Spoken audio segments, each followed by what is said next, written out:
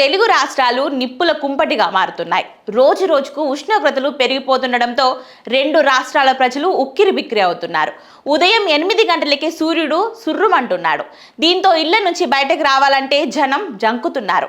ఇక మధ్యాహ్నం పూట అత్యవసరం అయితే తప్ప ప్రజలు కాలు బయట పెట్టడం లేదు.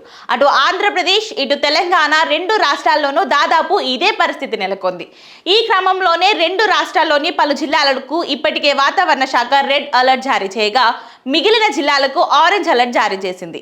ఇక ఆంధ్రప్రదేశ్లో అత్యధికంగా పిడుగురాలలో 48.1 డిగ్రీలు నమోదు కాగా తెలంగాణలోని పెద్దపల్లి జిల్లా ముత్తారంలో 46.5 డిగ్రీలు, సూర్యాపేట జిల్లా మునగాలలో 46.5 డిగ్రీల ఉష్ణోగ్రతలు నమోదైనట్లు వాతావరణ శాఖ అధికారులు వెల్లడించారు.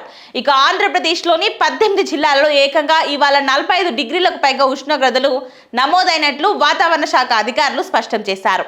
ఇక రాష్ట్రంలోని 20 జిల్లాల్లోని 200 మండలాలలో 44 డిగ్రీలకు పైగా ఉష్ణోగ్రతలు నమోదయ్యాయని పేర్కొన్నారు. ఈ భీకరమైన ఎండల తీవ్రత సోమవారం వరకు కొనసాగుతుందని అధికారులు అంచనా వేస్తున్నారు.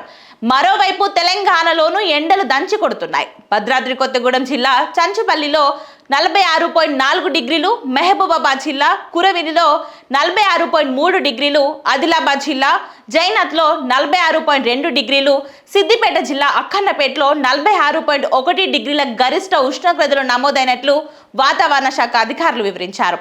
తెలంగాణలోని 20 జిల్లాలలో ఉష్ణోగ్రతలు ఏకంగా 46 డిగ్రీలు దాటి నమోదు కావడం పరిస్థితి అర్థమవుతుంది. ఇక భారీ ఉష్ణోగ్రతలు నమోదవుతుండటంతో ప్రజలు ఎప్పటికప్పుడు అలర్ట్గా ఉండి సరైన జాగ్రత్తలు తీసుకోవాలని అధికారులు సూచనలు చేస్తున్నారు. పగటిపూట బయటకు రాకపోవడమే ఉత్తమమని అధికారులు పేర్కొంటున్నారు.